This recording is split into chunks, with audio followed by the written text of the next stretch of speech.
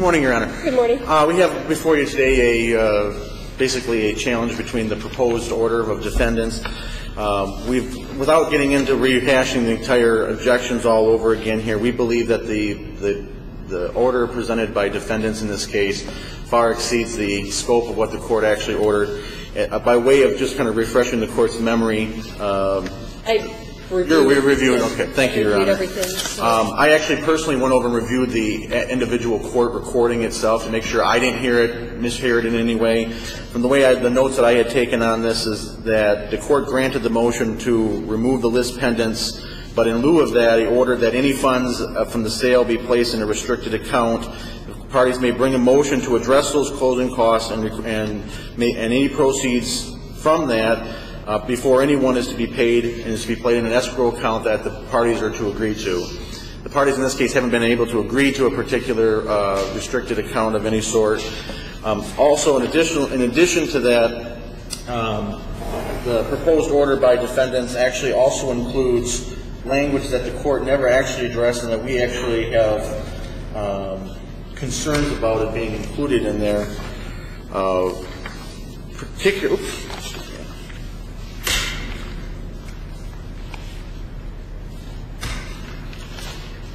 Particularly, Your Honor, there is also appears to be an injunction that was added to enjoining the plaintiff from filing any other documents in the Kalamazoo County Register of Deeds. That was never formally, at least formally, addressed by this court.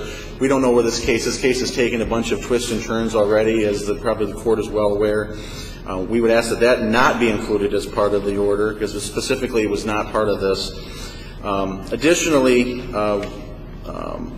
I think the bigger sticking point here is the fact of what the court actually ordered in terms of what can be paid with or without a motion before the court.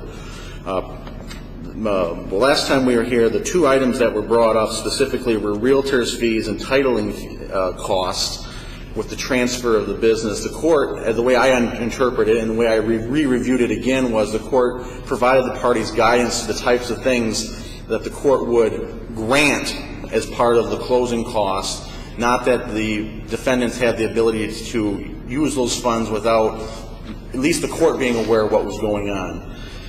Additionally, the language itself, and I particularly the second sentence says, by way of example but not limitation, realtors, commissions, title insurance, and title office fees. It's language here, placing money in a restricted account with no restrictions is essentially what it's done.